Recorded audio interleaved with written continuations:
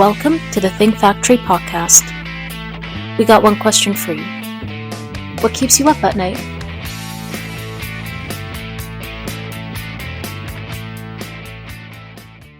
Hello and welcome to the Think Factory, where we speak with industry insiders and leaders to learn more about their experience and gain their insight on pressing issues. My name is Susan Kleiner. I'm a partner with Outside General Counsel Solutions, and I'm the host of today's episode. I'm happy to have here with me today Barbara Mosquera. Barbara is the founder of TrainEmotions Counseling, a team of skilled therapists that helps their clients uncover and heal past childhood trauma, attachment issues, and family wounds that hold people back from living their best lives. TrainEmotions believes in the power of therapy to help people, especially women and men of color. TrainEmotions helps build a strong sense of self and create a more peaceful and emotionally connected world.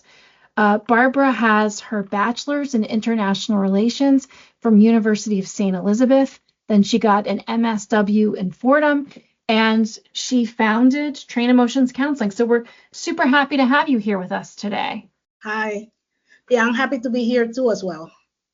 So listen, I want to talk to you a little bit about TrainEmotions Counseling and how it is that you got started. I'm curious, it's an interesting name. How did you come up with the name? And tell me more about, who you serve and why you started.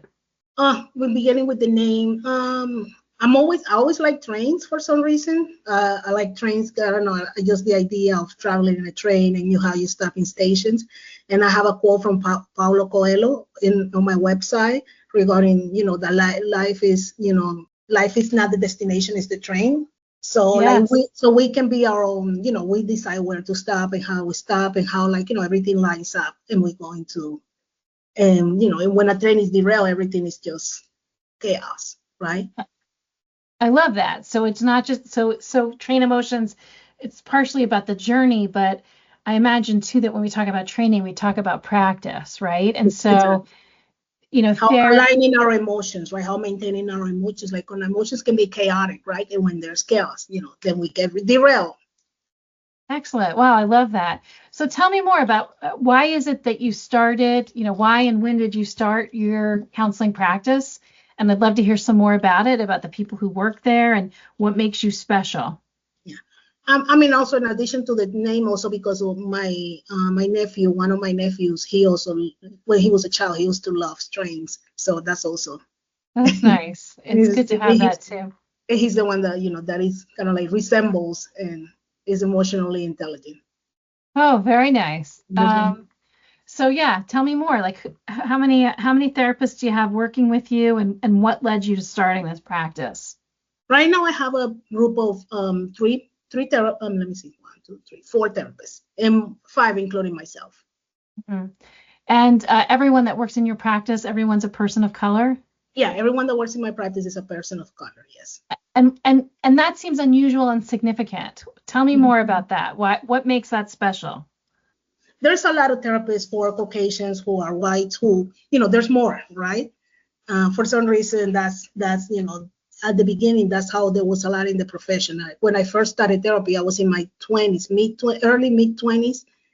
And my therapist was white. Most of my therapists have been white. And then recently, a few years ago, I started working with a Black therapist, and I saw the difference. Yeah.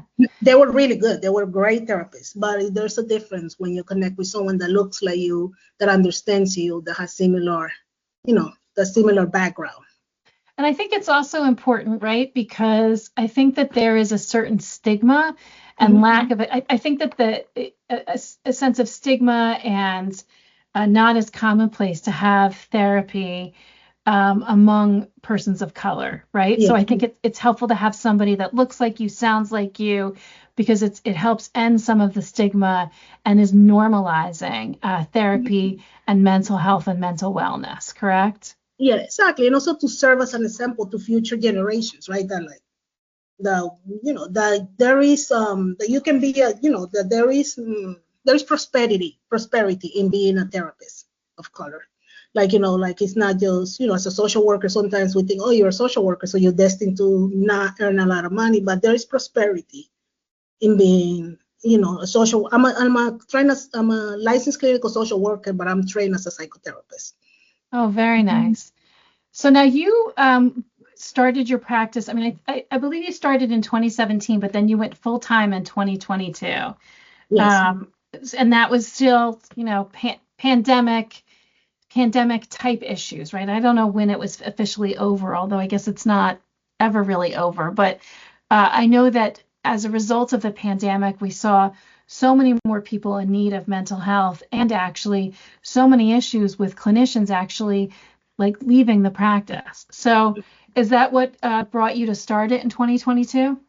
Yeah, in 2022, I realized, my own burned out. Like I love being a therapist, but when you work in a clinic, it's more demanding, it's different. So and I was noticing, right, like, I didn't have that much freedom to work as I wanted to do the things that I wanted to do. So the goal was to just have my own practice, be solo, right? But as the need grew, as more people were calling me, and I didn't have the space, I decided to spend. Uh-huh. And you actually have also made the decision to accept insurance, which I know makes you more accessible to more people. Yeah, that was another thing too, like, making mental health accessible, right? I know insurance companies, a lot of, like, some of my colleagues, and, they're right, they realize, like, insurance companies, sometimes they don't pay what they're supposed to pay, there's a constant negotiation. But at the end of the day, if we don't accept the insurance, I believe that we have to accept it, we have to show a need, right? So that way the insurance companies can see, okay, people are using it, people are using this service, therefore we need to do something about it. Like with one of the recent insurances, Cigna, I renegotiated my rate and it went up. Oh, very good. Well, I mean, that's great. And I think, I mean, in general, there's such a need for mental health treatment. I think, and I know it's so difficult, I think, to get credentialed. Mm-hmm. And I think that the insurance companies make it difficult. And I think I commend you and others who, make that decision to make it more accessible and affordable for people, because it's just one more barrier, right?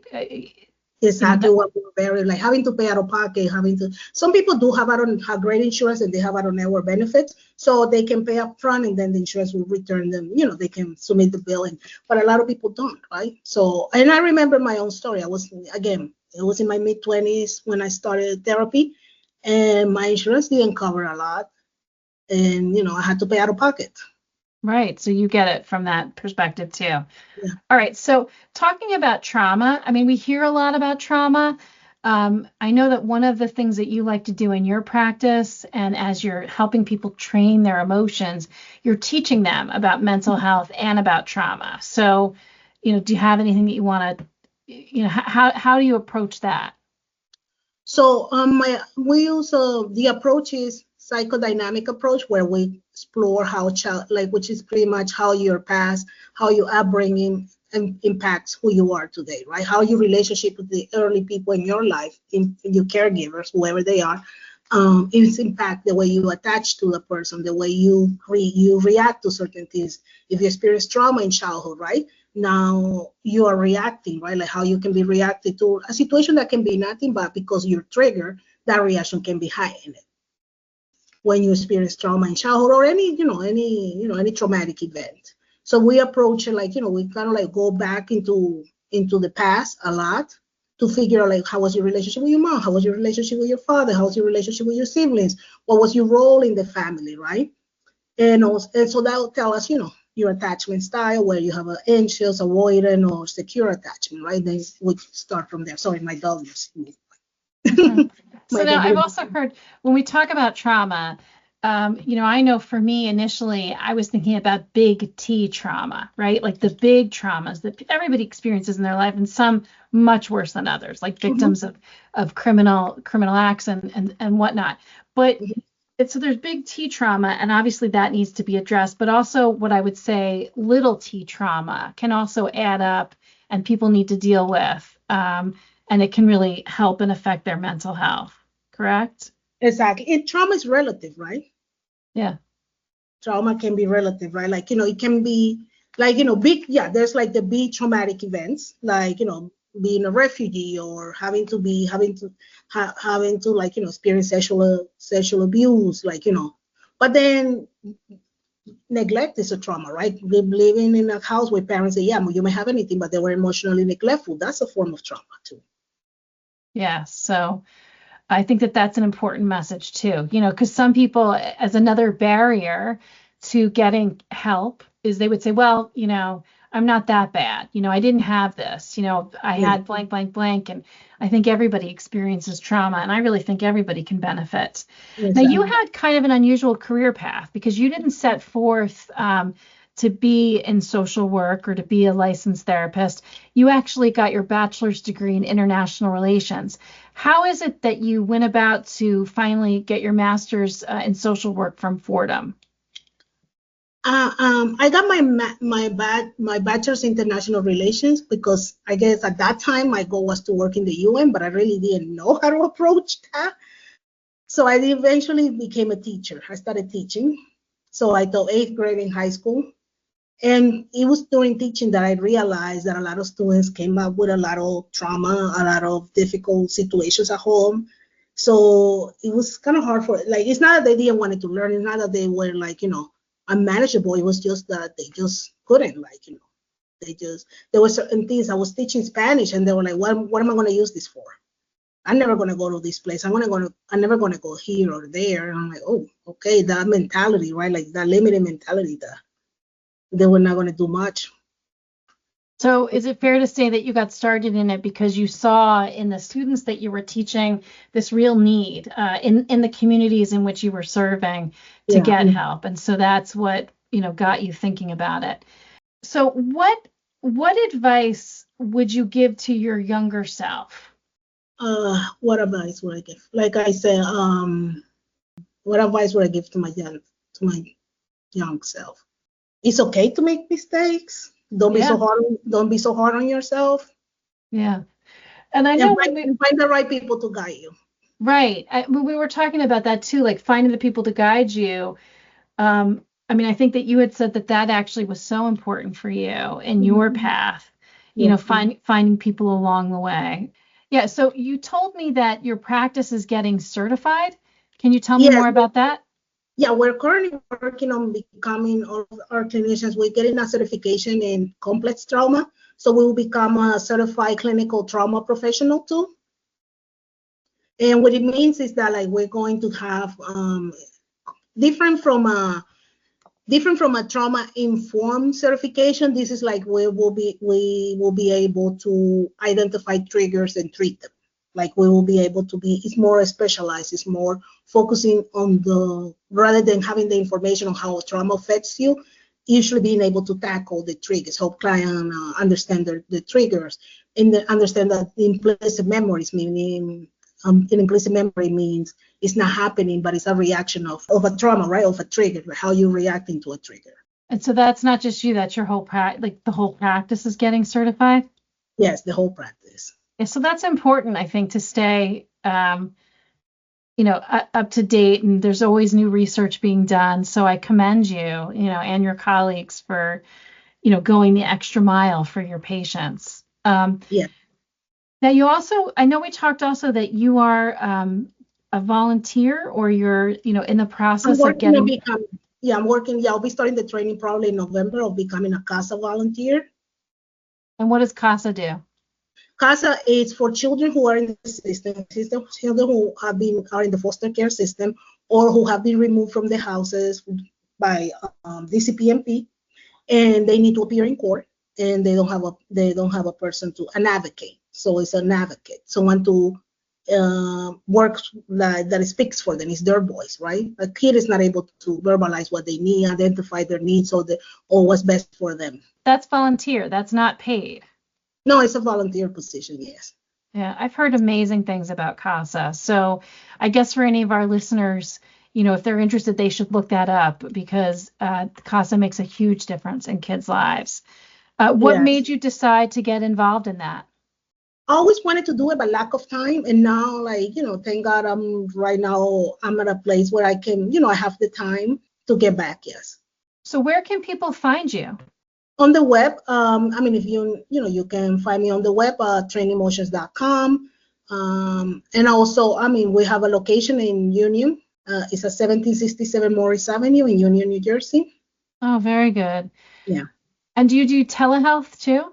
We do both telehealth and in person. Oh, fantastic, Barbara. So listen, we like to ask everyone who appears on the Think Factory one final question, Sure. and that is, what keeps you up at night? That's interesting. I'm a sleeper, so very, very few things keep me up at night.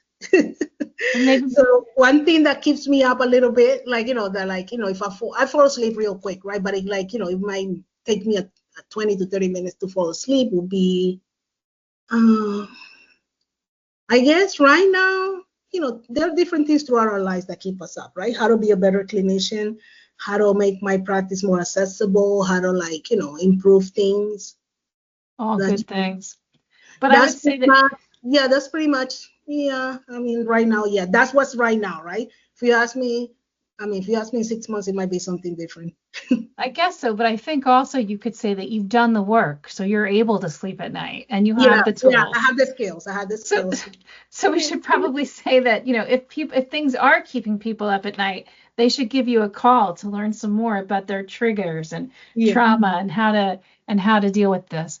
So, Barbara, I want to thank you so much for being a guest on the Think Factory. It's been wonderful to have you here. And again, if people want to get in touch with you, they should go on the web to TrainEmotions.com. Thank you for being a guest here today. On behalf of the entire Think Factory team and all of my colleagues at Outside General Counsel Solutions, I want to thank you for being here, and be sure to check out our other podcasts where we hear from other industry insiders talk about trends in their business. Thanks for being here today. Thank you.